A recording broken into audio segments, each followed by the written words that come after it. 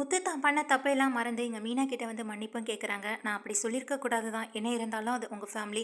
அது உங்கள் அம்மா, தங்கச்சி, தம்பி எப்படி இருந்தாலும் ஒரு பொண்ணால் அந்த குடும்பத்தை விட்டு கொடுக்க முடியாது தான்.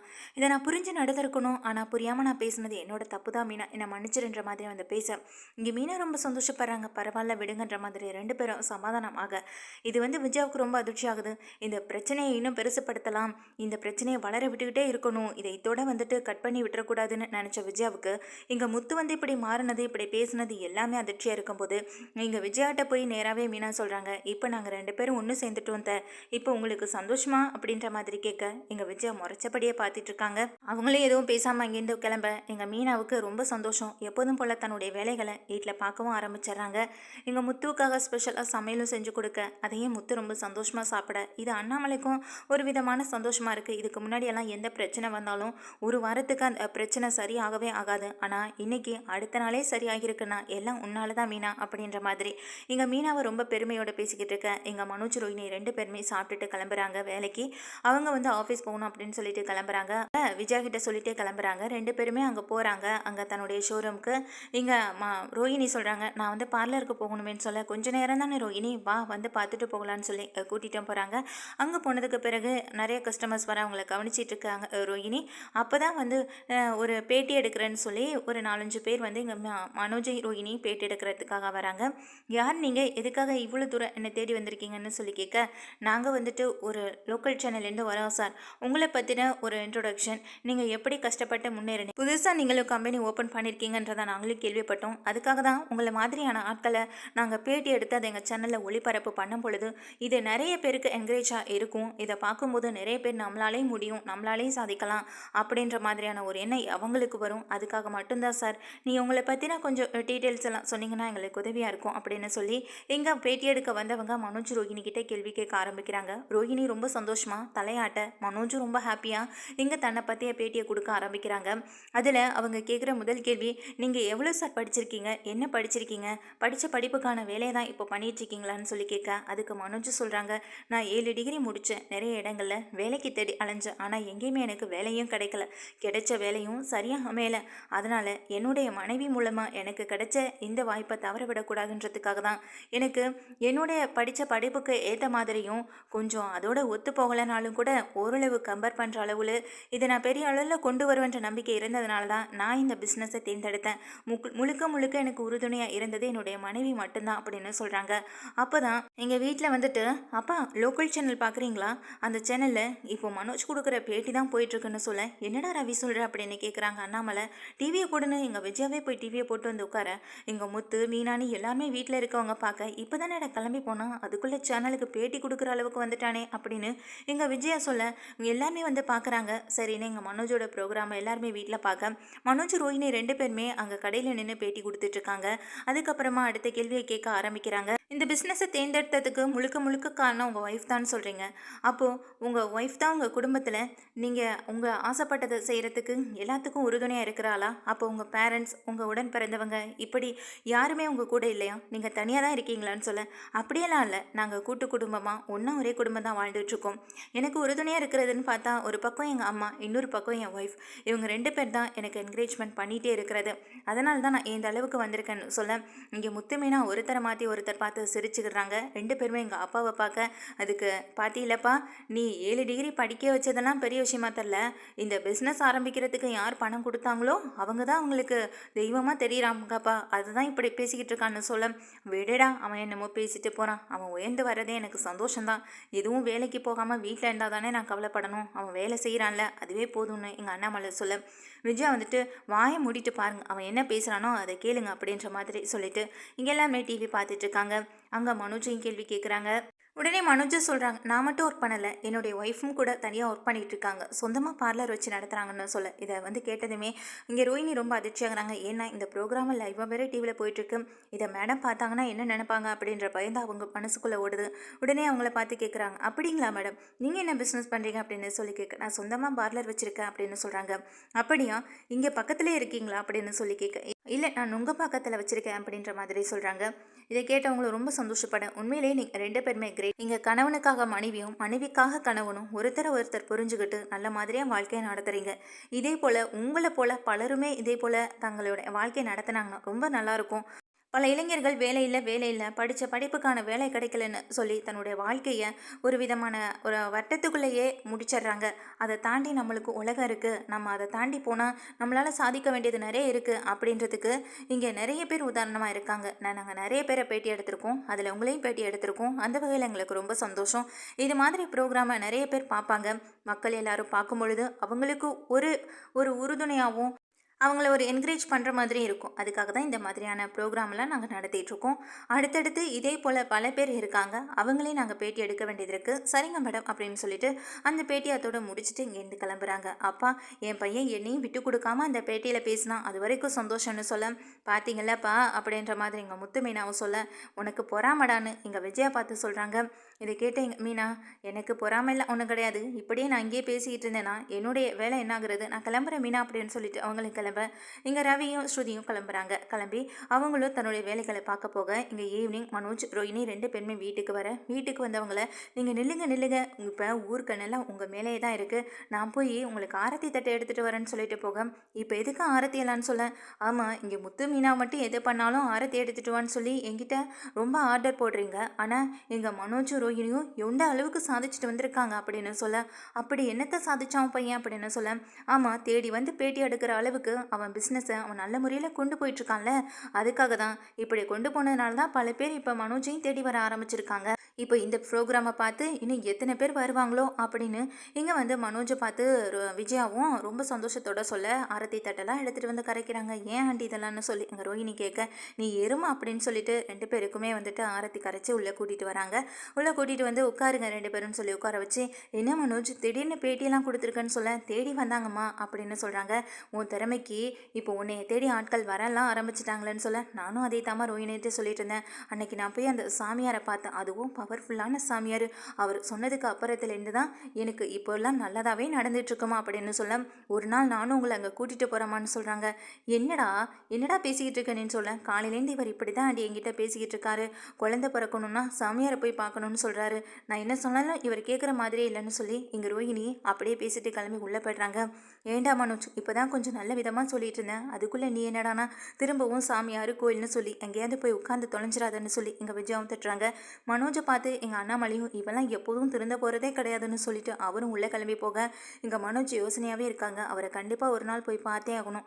அவரை போய் பார்த்ததுக்கு பிறகு தான் எனக்கு நல்லதே நடக்க ஆரம்பிச்சிருக்குன்னு நினச்சிட்டு எங்கள் மனோஜ் இங்கே ரொம்ப சந்தோஷமாகவே கிளம்பி உள்ளே போயிட்டுருக்காங்க.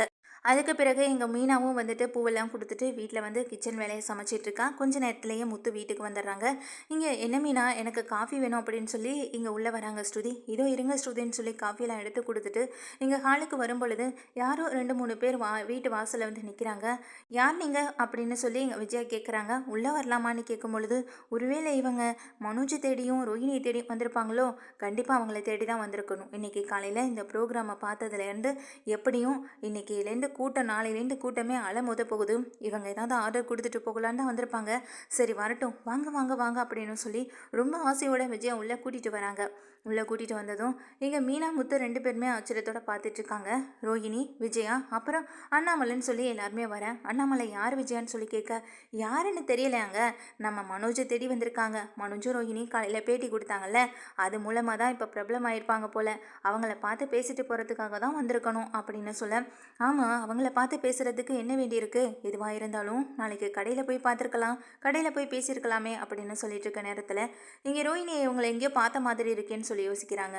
உடனே ரோஹிணிக்கு ஞாபகம் வருது, காலையில் ஸ்கூல் பற்றின டீட்டெயில்ஸ்லாம் என்கிட்ட கொடுத்தனீங்க அப்படின்னு சொல்லி இங்கே ரோஹிணி கேட்குறாங்க. இதை கேட்டவங்களும் ஆமாம் மேடம்னு சொல்ல, என்ன விஷயமா வந்திருக்கீங்க அப்படின்னு கேட்க, உனக்கு தெரியுமா ரோஹிணி ஏற்கனவேன்னு சொல்லி கேட்க, ஆமாம் எங்கள் பக்கத்தில் ஒரு ஸ்கூல் இருக்குல்ல, அந்த ஸ்கூல் பற்றின எல்லா விவரங்களையும் சொல்லிட்டு போனாங்க.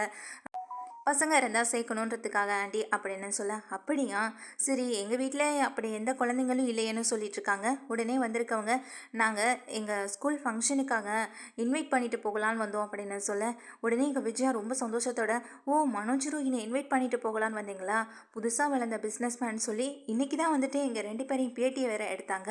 அந்த பேட்டி லைவாக டெலிகாஸ்ட் ஆனதுனால தான் நீங்களும் பார்த்துட்டு இவங்களை ஸ்கூல் ஃபங்க்ஷனுக்கு சீஃப் கெஸ்ட்டாக வேற கூப்பிட வந்திருக்கீங்க. பாருடா மனோஜ், உனக்கு அடித்த அதிர்ஷ்டத்தை உண்மையிலேயே நீ சொல்கிறத பார்க்கும்போதும் அந்த சாமியாரை போய் பார்த்தே ஆகணும்னு எனக்கும் தோணுதுடா அப்படின்னு எங்கள் விஜயா வந்து மனோஜை பார்த்து சொல்ல, இங்கே பார்த்தீங்களா மனோஜ் என்னென்னமோ பேசிக்கிட்டு இருந்தீங்க, இப்போ பாருங்கள் எவ்வளோ பெரிய ஸ்கூல்லேருந்து எங்கள் மனோஜ் ரோஹினியை தேடி வந்திருக்காங்கன்னு, மனோஜையும் ரோஹினியையும் அவங்க சீஃப் கெஸ்ட்டாக கூட்டிகிட்டு போகிறதுக்காக வந்திருக்காங்கன்னு சொல்லி ரொம்ப சந்தோஷத்தோடு சொல்லிட்டு இருக்காங்க. இல்லை மேடம், நாங்கள் என்ன சொல்ல வரோன்னா அப்படின்னு அவங்க சொல்ல வர நேரத்தில் எங்கள் விஜயா, நீங்கள் வாங்க ஃபஸ்ட்டு உட்காருங்க. மீனா, நீ என்ன நின்றுட்டே இருக்க மசமசன்னு, வந்தவங்களுக்கு காஃபி டீ இப்படி ஏதாவது கொடுக்கணும்னு உனக்கு தோணாதா, போய் எடுத்துகிட்டு வா முதல்ல அப்படின்னு சொல்லி அனுப்பிவிட, இதோ வரதுன்னு சொல்லிட்டு போக, மீனா ஒரு நிமிஷம் நில்லுங்க, நான் உங்கள் ரெண்டு பேரையும் தான் பார்த்துட்டு போகலான்னு வந்தது டக்குன்னு வந்தவங்கள சொல்ல, எங்கள் விஜய் அப்படியே ஆச்சரியத்தோடு பார்க்குறாங்க. என்ன சொல்கிறீங்க, இவங்க ரெண்டு பேரையா, இவங்க யாருன்னு உங்களுக்கு முதல்ல தெரியுமா, தெரிஞ்சுதான் பார்க்க வந்தீங்களா, பூ கட்டுறவளை பார்க்குறதுக்கு என்ன இருக்குது, ஓ உங்கள் ஸ்கூல் ஃபங்க்ஷனுக்கு எதுவும் பூ ஆர்டர் கொடுத்துட்டு அப்படியே மனோஜ் ரோஹினியை இன்வைட் பண்ணிட்டு போகலான்னு வந்தீங்களான்னு சொல்ல, மேடம் கொஞ்சம் அமைதியாக இருங்க, வந்த எங்களையும் பேச விடுங்களேன் அப்படின்னு சொல்கிறாங்க. உடனே ஸ்ருதியும், ஆண்டி கொஞ்சம் அமைதியாக இருங்க, அவங்க என்ன விஷயம் பேச வந்தாங்கன்னே தெரியாமல் நீங்கள் உங்கள் விருப்பத்துக்கே ஏதோ பேசிக்கிட்டு இருக்கீங்க, அமைதியாக இருங்க ஆண்டி அப்படின்னு எங்கள் ஸ்ருதியும் சொல்ல, அண்ணாமலையும் திட்டுறாங்க விஜயாவை. இப்படி விஜயாவை எல்லாரும் திட்டினோடனே அமைதியாக இருக்க வந்து மேடம் சொல்கிறாங்க, நாங்கள் எங்கள் முத்துமீனாவை பார்த்துட்டு அவங்கள தான் எங்கள் ஸ்கூல் ஃபங்க்ஷனுக்கு இன்வைட் பண்ணிட்டு போகலான்னு வந்தோம். இவங்க தான் எங்களுடைய ஸ்கூல் ஃபங்க்ஷனுக்கு நாங்கள் சீஃப் கெஸ்ட்டாக இன்வைட் பண்ணியிருக்கோம். இவங்கள மாதிரி பல பேர் இருக்கணுன்றதுக்கு உதாரணமாக தான் இவங்களை நாங்கள் கூட்டிகிட்டு போகலான்னு வந்திருக்கோன்னு சொல்ல, இதை கேட்ட அண்ணாமலை எங்கள் முத்துமீனாவை ஆச்சரியத்தோடு பார்க்குறாங்க. இங்கே யாருக்குமே எதுவுமே புரியலை. என்ன சொல்கிறீங்க, என்னென்னு தெரியல, முழுசாக விவரமாக சொல்லுங்கன்னு அண்ணாமலை கேட்க, இல்லை சார், ஏற்கனவே இவங்க ரெண்டு பேரையும் நாங்கள் இதில் பார்த்துருக்கோம் டிவியில். அப்போ இவங்களுடைய ப்ரோக்ராமை பார்க்கும்போது இவங்க உண்மையாக இருந்ததும் நேர்மையாக இருந்ததும் எங்களுக்கு பிடிச்சிருந்தது.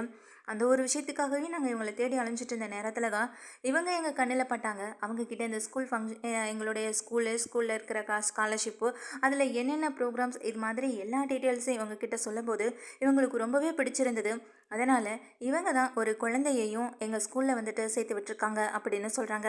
இதை கேட்டால் எங்கள் அண்ணாமலை ரொம்ப அதிர்ச்சியில், என்னடா முத்து இந்த விஷயத்தை என்கிட்ட கூட சொல்லலேன்னு சொல்ல, அந்த விஷயத்தை பற்றி பேசணுன்னு தாப்பா நானும் இப்போ இருந்துட்டு இருந்தோம், நானும் மீனாவும் எப்படி சொல்கிறதுன்னு தெரியாமல் தயங்கிட்டு இருந்தோம், அதுக்குள்ளே இவங்களே வீடு தேடி வந்துட்டாங்கன்னு முத்து மீனா சொல்கிறாங்க. ஆமாம் சார் அப்படின்னு சொல்லி இங்கே வந்து சொல்லிட்டு இருக்காங்க. அது மட்டும் இல்லாமல் அந்த குழந்தை இவங்களோட குழந்தையும் இல்லையா, எனக்கு இப்போ கூட இந்த விஷயம் தெரியாது. நான் காலையில் தான் இவங்ககிட்ட சொல்லிட்டு போனேன், ஆனால் அதுக்குள்ளேயுமே இவங்க ஈவினிங்குள்ளே அந்த குழந்தையோட எங்கள் ஸ்கூலில் வந்து அட்மிஷனே போட்டுட்டாங்க மேடம் அப்படின்னு சொல்கிறாங்க. நான் கூட இதே விஷயத்தை இவங்ககிட்ட சொல்லும்போது நீங்கள் ஒரு நல்ல மதராக நடந்துக்கிறீங்க, குழந்தையே இப்போதைக்கு உங்களுக்கு இல்லைனாலும் கூட ஒரு நல்ல மதராக நடந்துக்கிறீங்கன்னு சொன்னல மேடம்னு சொல்ல, ஆமான்ற மாதிரி ரோஹிணி தலையாட்ட, ஆனால் அதான் இவங்க செயலில் நிரூபித்து காட்டிட்டாங்க. சொல்லப்போனால் இவங்களுக்கும் இன்னும் குழந்தைங்க இல்லைன்னு எங்களுக்கு தெரிய வந்தது. ஆனால் எப்படி இந்த குழந்தைய கூட்டிகிட்டு வந்தாங்கன்னு நாங்கள் ஸ்கூலில் அட்மிஷன் போடும்போது கேட்டோம், எங்கள் குழந்தையான்னு சொல்லி கேட்கும்போது இல்லைன்னு சொன்னாங்க. ஆனால் கார்டியன்ற முறையில் நான் இந்த குழந்தைய படிக்க வைக்கிறேன், இவன் எப்போ எங்களை அம்மா அப்பாவை ஏற்றுக்கிறானோ அன்னைக்கு ஏற்றுக்கட்டும், இப்போதைக்கு இவனுக்கு ஒரு பாட்டி இருக்காங்க, பாட்டியும் இவனும் இனிமேல் இங்கே தான் இருக்க போகிறாங்க, இந்த குழந்தைக்கு யாரும் இல்லைன்னு எதுவும் நினைக்க வேண்டாம், எப்போ நீங்கள் எந்த டைமில் கூப்பிட்டாலும் நானும் எங்கள் மீனாவும் எப்போ வேணாலும் இந்த ஸ்கூலில் வந்து நிற்போம், இவனுக்காக நாங்கள் இருக்கோம், இவனை இந்த ஸ்கூலில் படிக்க வைக்கிறதுக்கு நாங்கள் தயாராக இருக்கோம், இவனுக்கான எல்லா செலவையும் ஏற்றுக்கிறோன்னு சொல்லி கிருஷ்ணன்ற ஒரு பையனை கூட்டிகிட்டு வந்தாங்கன்னு சொல்கிறாங்க. இதை கேட்ட எங்கள் ரோஹிணி பேரதிர்ச்சி ஆகுறாங்க. அந்த ஸ்கூல் பற்றின டீட்டெயில்ஸ் எல்லாத்தையுமே கேட்டதே எங்கள் கிருஷுக்காக தான். ஆனால் எங்கள் கிருஷுக்காக யோசிச்சாங்களே தவிர அதை செய்யணுமா வேண்டாமான்னு பல குழப்பங்களில் இருந்தாங்க ரோஹிணி. ஆனால் எந்த குழப்பமும் இல்லாமல் யார் குழந்தையா இருந்தாலும் இந்த குழந்தையை தத்தெடுக்கணும்னு நினச்ச முத்து மீனா இங்கே எதுவுமே அதை பற்றி யோசனை கூட இல்லாமல் ரெண்டு பேரும் அங்கேருந்து அங்கே போய் கிருஷையும் கூட்டிகிட்டு கிருஷோட பாட்டியை கூட்டிகிட்டு வந்து நேராக அந்த ஸ்கூலில் அட்மிஷன் வேற போட்டுட்டாங்க. இந்த விஷயத்த அவங்க அம்மா கூட சொல்லலேன்ற ஒரு கோவம் இருக்கலாம், ஆனால் இந்த விஷயத்த வந்துட்டு அவங்க சொல்லாமல் இருக்கிறதுக்கு காரணமே, நாங்கள் இங்கே வந்தது தெரிஞ்சாலும் இந்த மாதிரியான ஸ்கூலில் படிக்க வைக்கிறோன்னு தெரிஞ்சாலும் எப்படியும் இங்கே ரோஹிணி வேண்டான்னு தான் சொல்லுவான். தான் மாட்டிக்கக்கூடாதுன்றதுக்காக குழந்தையோட படிப்புக்குள்ளே கூட விளையாடுறதுக்கு அவள் தயாராக இருப்பான். இந்த தம்பிகிட்ட நான் எவ்வளவோ சொன்னேன், வேண்டான்னு சொன்னாலும் இந்த தம்பி இப்போது என் பேர பிள்ளைக்காக இவ்வளோ தூரம் கூட்டிகிட்டு வந்து இங்கே படிக்க வைக்கணும்னு சொல்லியிருக்கு, எங்களுக்காக வீடு பார்த்து கொடுத்துருக்கு, நாங்கள் இங்கேயே இருந்துடுவோம், இவனும் அடிக்கடி இங்கே தன்னுடைய அம்மாவை பார்த்த மாதிரி இருக்கும்ல அப்படின்னு நினச்சி தான் அவங்க இந்த விஷயத்த அந்த அட்மிஷன் போடுற வரைக்குமே சொல்லலை. அட்மிஷனும் போட்டாச்சு, இனிமேல் நாங்களே அதை பார்த்துக்குறோம் அப்படின்னு சொல்லியிருக்காங்கன்னு வந்த மேடமும் சொல்ல, இதை கேட்டதும் இங்கே அண்ணாமலை ரொம்ப சந்தோஷப்படுறாங்க.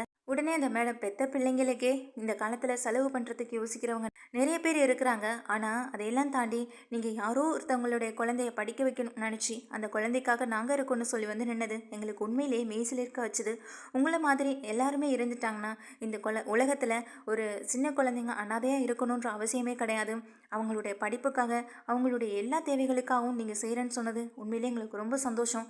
அந்த ஒரு காரணத்துக்காக மட்டும்தான் நாங்கள் இப்போது முத்துவை மீனாவையும் எங்களுடைய ஸ்கூல் ஃபங்க்ஷனுக்கு இன்வைட் பண்ணி இவங்கள மாதிரி பலரும் இருக்கணுன்றதுக்கு ஒரு உதாரணமாக இவங்களை பற்றி பேசுகிறதுக்காக நாங்கள் இவங்களை இன்வைட் பண்ணிட்டு போகலான்னு வந்தவங்களை சொல்ல, இதை பார்த்த அண்ணாமலை கண் கலங்கி இங்கே முத்துவை பார்க்க, இங்கே அதே நேரம் வந்திருக்கவங்களும் உண்மையிலே நீங்கள் உங்கள் வீட்டில் நீங்கள் ரொம்பவே கொடுத்து வச்சவங்க சார். அடுத்தவங்க குழந்தைய இப்படி பார்த்துக்கிறாங்கன்னா பெற்ற அம்மா அப்பாவையும் சரி, பெற்றுக்க போகிற குழந்தையும் சரி, அவங்க எல்லார்கிட்டையும் ஒரே மாதிரி அன்பாக பாசமாக தான் இருப்பாங்க.